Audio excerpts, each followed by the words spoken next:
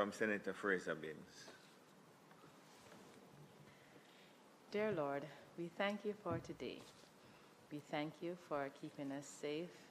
And Lord, we ask for your presence here, that our deliberations will be thoughtful, will be beneficial to this Parliament and to the country of Jamaica. Amen. Thank you, Senator Fraser-Binns. Apologies for absence. Senator Kevin Gale is out of the jurisdiction. Senator Sinclair indicated that he would be a bit late. Any other? Nothing from Senator Golden Campbell? No, well, she's not on it. Nothing from Longmore. Morris, Professor, welcome back, sir. And I trust that you heard that you were the praises of Caesar were properly sung on the last occasion. Nice to have you back. I was also on the Zoom, so I heard what I was saying.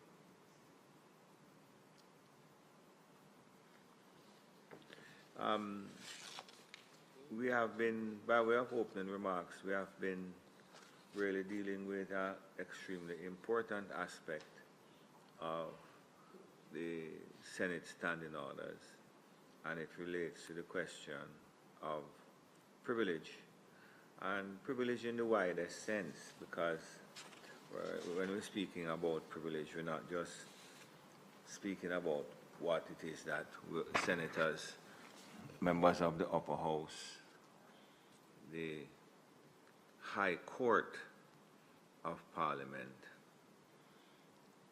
what it is they are, what peculiar rights and privileges they enjoy. So I just make those observations because it might appear to the onlooker that we have sort of diverted from the responsibilities that we have set ourselves to recast the standing orders of the Senate, which last saw, which were promulgated in 1964, and which have seen just really minor changes and amendments over the years. And in fact, some of the most consequential changes have taken place under our jurisdiction over the last years, and specifically as they related to how we have managed to pull the processes of the Senate into a modern era. So I'm grateful going through the minutes of the last meeting, which I will go through shortly. I couldn't help but be struck by the definition of parliamentary privilege that was brought to the attention of the committee by Senator Scott Motley, following an inquiry by Senator Sinclair.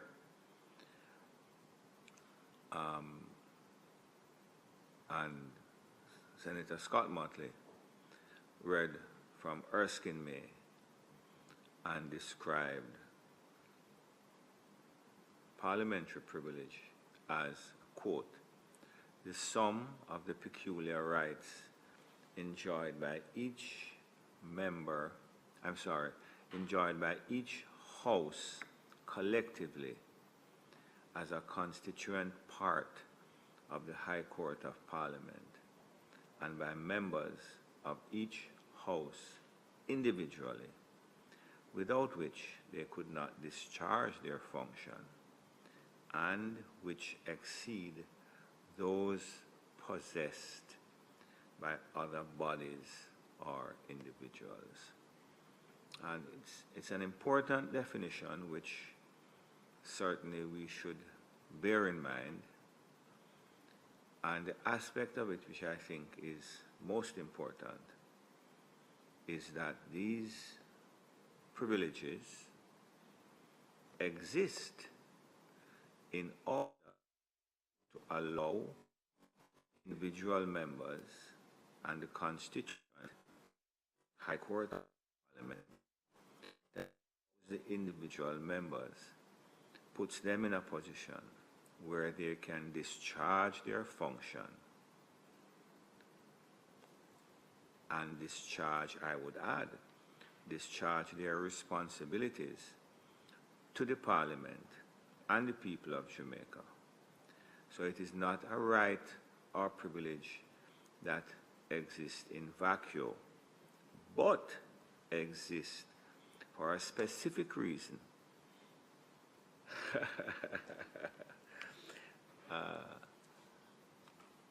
Exists for a specific reason.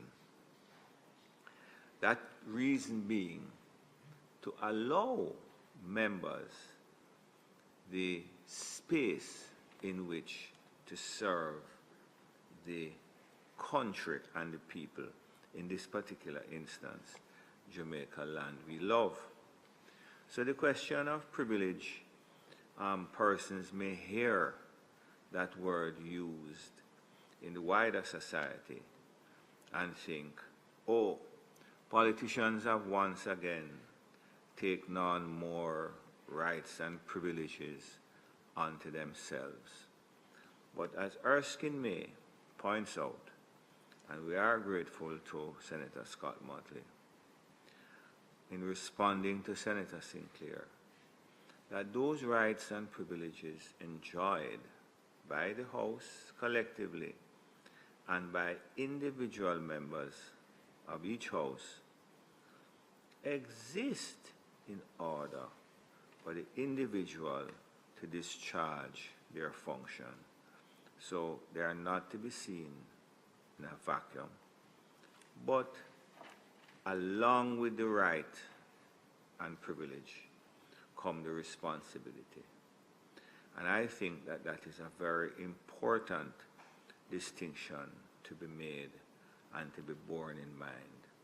No right or privilege that any member of the House, upper or lower, enjoys is there without the constraint that those rights and privileges are there to allow them, to allow each member to carry out the functions and responsibilities which have been given to them by the Constitution of Jamaica and the standing orders of either House. And without those rights and privileges, one of which, for example, gives you, as members of this House, the right or the privilege not to be subject to civil law, specifically in relation to, for example, libel or slander, while you are doing the government, or while you are doing the business of the people, the constitutional business of the people, while you are carrying out your constitutional role, you are exempt from such strictures that the civil law would seek to impose on the average body or individual. So I say all of that just to indicate how important this discussion has been, led, as it were, by Senator Sinclair. Final observation that I make is that you will recall that I had asked Senator Sinclair to carry us through the issue of privileges, and I'm going to do so again today. But the other observation that I note is that I got the impression that the Standing Orders Committee last week was sitting as a court of appeal.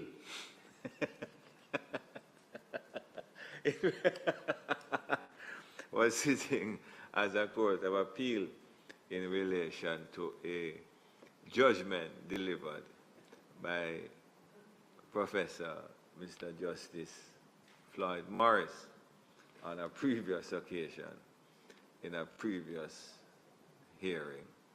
But it's very interesting, and as I said, very critical to understanding the nature of the parliamentary process, the role of the legislature, and the role of legislators. Because without the existence of this privilege, the right, for example, to present information which to the best of your knowledge is true and correct, without the shield presented by the privileges, the processes of Parliament would be stymied, because one would always be looking over one's back.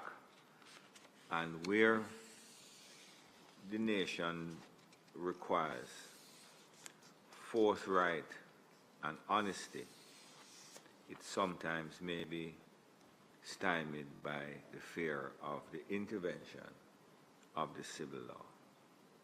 So thank you very much, Senator Sinclair.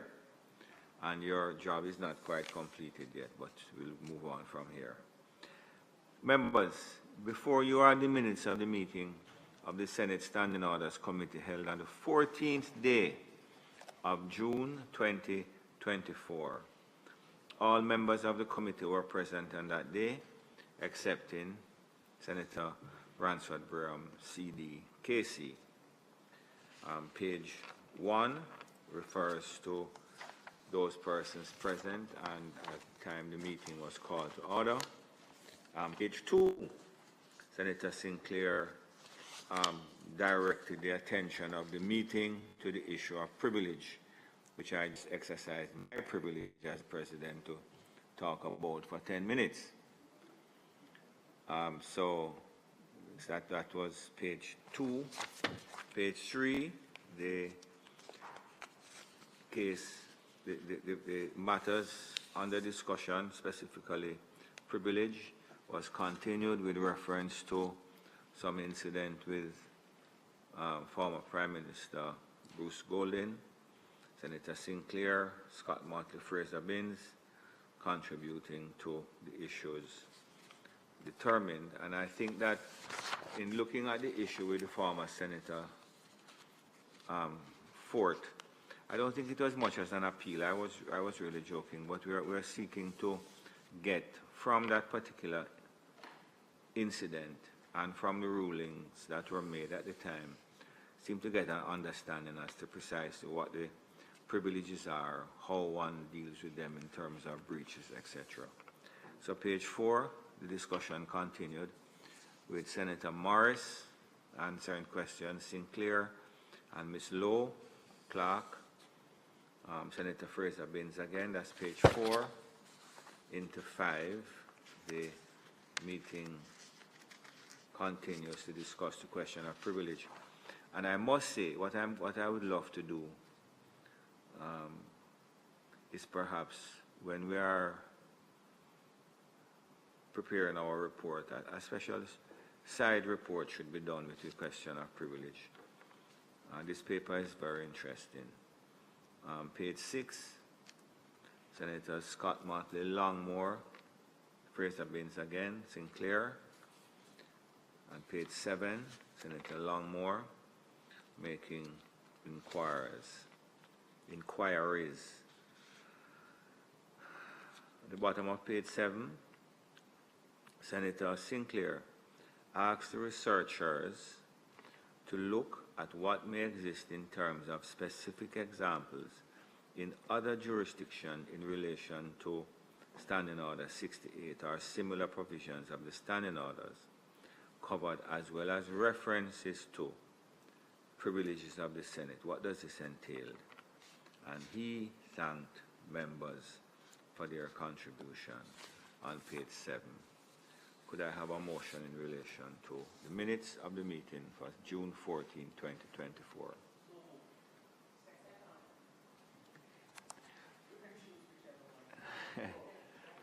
I'm not falling for that.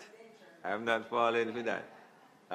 Motion moved by Senator Fitzhenley and seconded by Fraser Binns. and Scott Motley. So, in keeping with the request from Senator Sinclair for some comparative analysis to be made, that analysis has been presented, and I'm going to ask Senator Sinclair to go through it with us. The one observation that I make, I don't know if you recall the standing order which refers to the powers of the Senate, for example, to return bills to the lower house. I think it will be very interesting to reread that eventually, along with what we have determined here. Come, Senator Sinclair. Senator Sinclair is going to take over.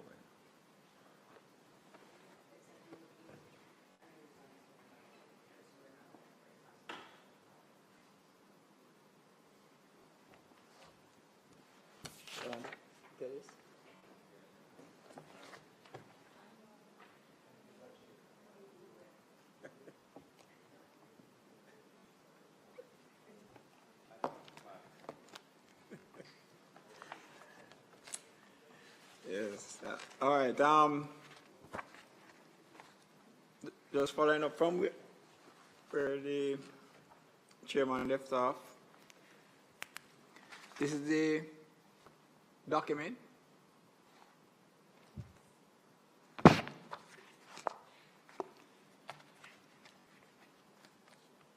And it was asked for primarily for the fact that I believe persons in the discussion on the last occasion spoke to matters that may relate to what some further reading I did during the week would identify as personal privilege vis-a-vis privilege of the Senate. And I think that is the distinction you made, Senator Scott Motley, in your commentary. About personal privilege vis-a-vis what is reflected in the right. And hence, so that we could get a better grasp of what may be related to in our SO 68. That was the reason I'd asked for us to look on what exists in other jurisdictions. And this was prepared by, all right. Okay, what's your name? I'm not hearing it. Stephanie Hamilton. Ms. Hamilton. So Ms. Hamilton can just take us through.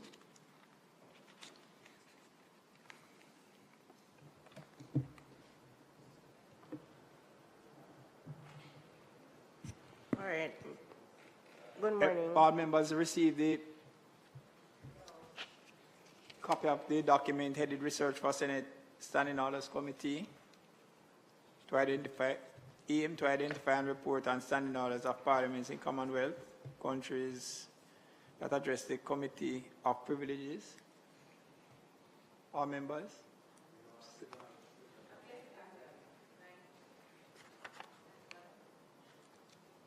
All right. Go ahead. Good morning, everyone. All right, based on the research that was done of all the parliaments, inclusive of a part of the Commonwealth, these were the only ones that we could find that had something explicitly stated about privileges of the Senate. For the Parliament of Australia, Section 18, it reads, a committee of privilege consisting of 8 senators shall be appointed at the commencement of each parliament to inquire into the report upon matters of privilege referred to it by the Senate. The committee shall have power to send for persons and documents, to move from place to place, and to sit during recess. The committee shall consist of 8 senators, 4 nominated by the leader of the government in the Senate, 4 nominated by the leader of the opposition in the Senate, and 1 nominated by a minority party and independent senators. The committee shall elect as its chair a member nominated by the leader of in the Senate and this is according to the last amendment which was made in 1994 of their standing orders. In New Zealand, which does not have an upper house, I just included this for some reference.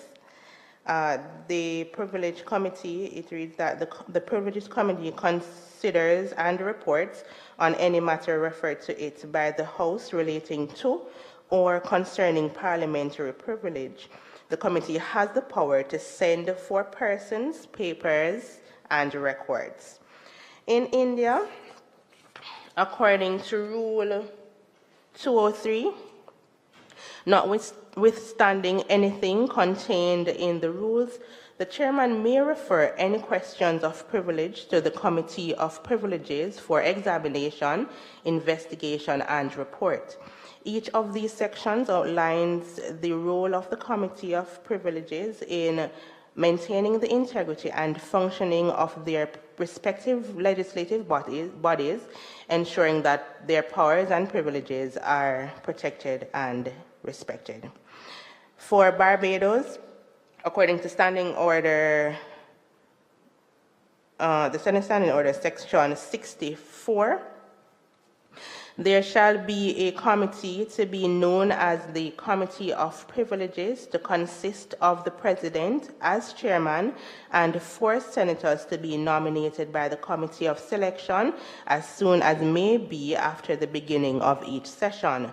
Then shall be referred to this committee any matter which appears to affect the powers and privileges of the Senate. It shall be the duty of the committee to consider any such matters to them referred and to report on them to the Senate. For Trinidad and Tobago, Section 73 of their Standing Order, Senate Standing Order, it states, the Committee of Privileges shall have the duty of considering and reporting on any matter referred to it by the President or the Senate in accordance to Standing Order 30 and Standing Order 53. It shall be the duty of the committee to consider any matter so referred and to report thereon to the Senate. The President shall be the chairman and the Committee of the chairman, let me go over that again. The President shall be the chairman of the Committee of Privileges. The Committee of Privileges shall consist of 5 members, inclusive of the chairman. In Belize, for Section 67 of the Senate Standing Orders, there shall be referred to the Committee of Privileges any matter which appears to affect the powers or privileges of the Senate, and it shall be the duty of the committee to consider any matter so referred and to report thereon on the Senate, to the Senate. The President shall be a member and the chairman of the Committee of Privileges. The Committee of Privileges shall consist of 4 members, inclusive of the chairman. For Guyana, which only has 1 house, the National Assembly, where everyone sits together, it states that there shall be a committee, there shall be appointed a committee to be known as the Committee of Privileges to consist of the Speaker as chairperson and not less than 6 or more than 10 members to be nominated by the Committee of Selection as soon as may be after the beginning of each session. There shall be referred to this committee any matter which appears to affect the powers and privileges of the Assembly. It shall be the duty of the committee to consider any matter so referred and to report thereon to the Assembly. Based on all of this, in doing a summary, we saw that there were a few key differences as it relates to the membership composition, where countries like Australia detail a nomination process involving government, opposition, and sometimes minority party leaders, contrasting with Jamaica's straightforward provision, where the Senate President serves as both member and chair without detailed nomination rules. As it relates to the number of members, variation exists from Belize's 4 members to Australia's 8 members, with Guyana allowing flexibility between 6 to 10 members. Jamaica lacks a specified fixed number beyond the inclusion of the Senate President. For powers and procedures, all committees have the power to summon individuals and documents for investigations, ensuring through reviews. Unique features include Guyana, where the Speaker serves as chair, diverging from other countries where the Senate President typically assumes this role. Thank you. Sorry. All right. Senator Scott Motley first, Senator Morris after. I wanted to ask, when you were doing your research, and in particular in relation to the Parliament of Australia, did you get a sense of what matters would be considered to fall under powers or privileges for all of them? Because that is sort of what is that we are in search of, not just how it is established, but what matters would be consideration under this Committee of Privileges. Okay. Throughout the research, I mainly went through the standing order, and the standing order did not state anything explicitly, so I just entered what I found. I would probably need to go through the practices of the Parliament for another section of the research to see, probably go through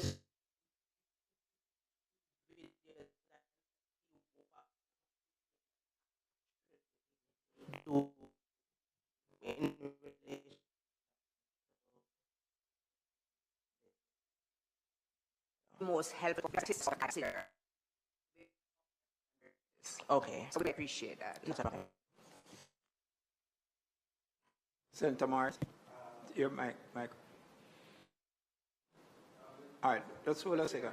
Assist Senator Morris on, please. Mr. Chair, Senator Scott Motley has ably represented what I was about to say. So And I think that is the position of all of us. Correct.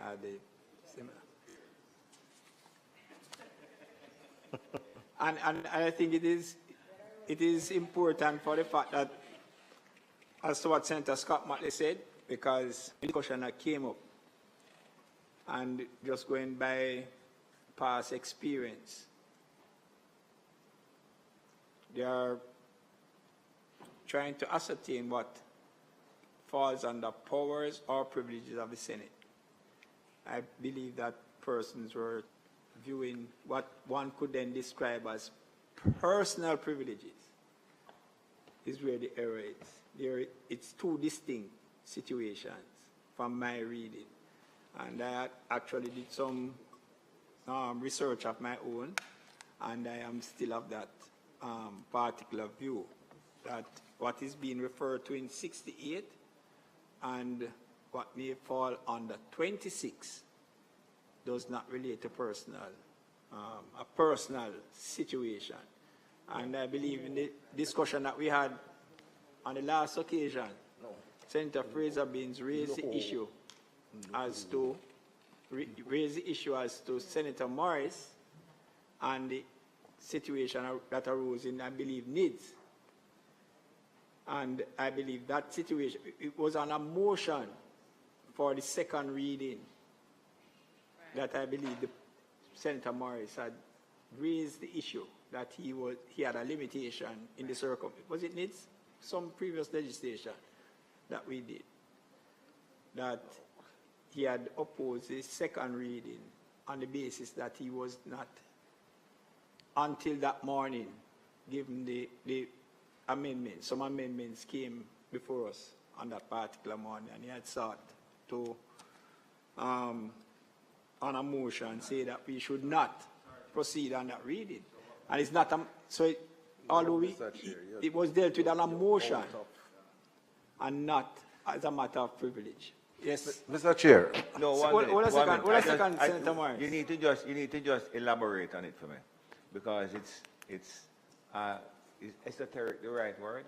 It's a fine distinction you're making, you know. So you need to elaborate on it again so I can understand it. Elaborate again. The distinction between the privilege of the Senate and the personal privilege of a senator. Okay. No, but So- he has to state the section that is referencing. No, because- when we started, Senator Morris, and we had asked the question, what No, falls under... Hold on, Mr. Chair. Yes. Because I think you are referencing, is it 66 it is that you are referencing? 68. 68.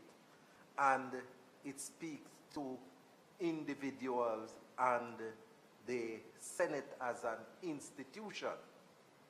So you have to understand that matters relating to the privilege committee, individuals, personal matters can be dealt with there.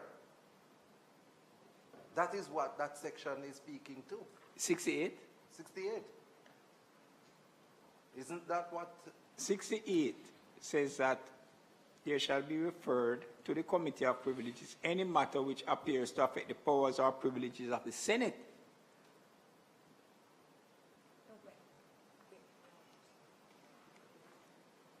Right?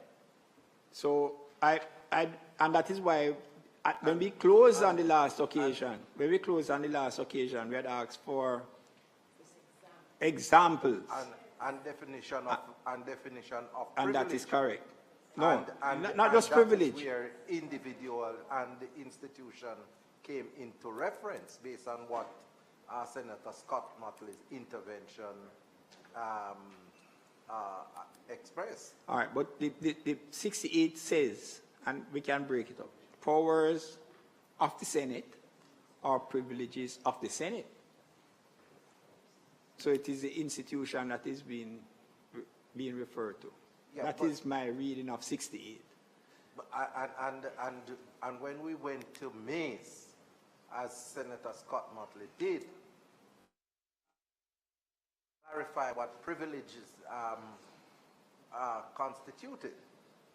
You know, it spoke to the whole issue of the individual and the institution. So we need examples. Yes. Senator Scott, Fraser Binns. Chairman, I don't know if we can advance this discussion today without the specific examples, because you're right where we left off last week. That is correct. Where we're not even sure anymore. Well, we're not sure whether the individual privilege or the Senate privilege is what the section refers to. So, Chairman, I'm just joining my friend, Senator Scott Motley, and Professor Senator, I don't know the order, Miller, Brown, Morris, that, you know, if you could get those very specific examples that I think will guide us and help with our understanding in terms of the personal privilege and the Senate privilege. And certainly, the experience of Senator Floyd Morris and NIDS would now be placed in a category that can guide us and future parliamentarians. I appreciate that. And I would not, Senator Fraser Binns, say that we should leave it just to the research team and the members of staff, but we can do our own research. And I said, when I did some reading on it, that spoke to privileges and immunities, they seem to have made a separation and had a paragraph that dealt with matters of personal privilege. I got it from, it was an article that I found on the internet in relation to privileges and immunities.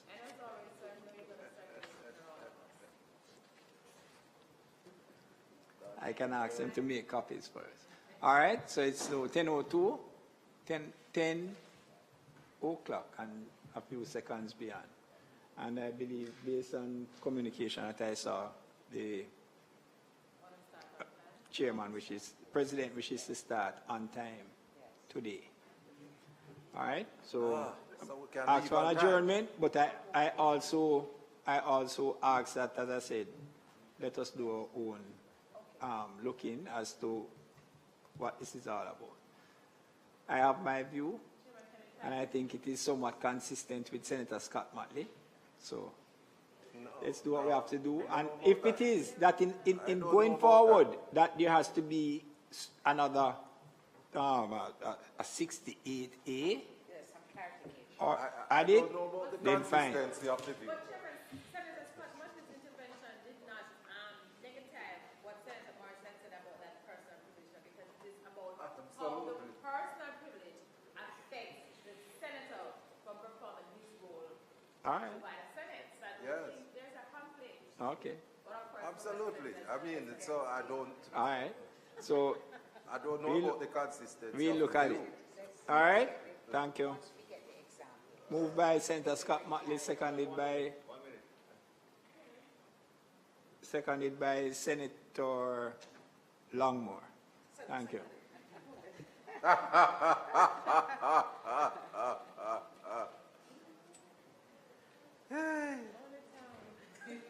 I'm telling you. Sapphire. Sapphire. Sapphire. Sapphire. Sapphire. yes, sir. 1 minute. You weren't here during COVID. No. Because if you're here, then you You are on the academic staff as well? No, I used to be, but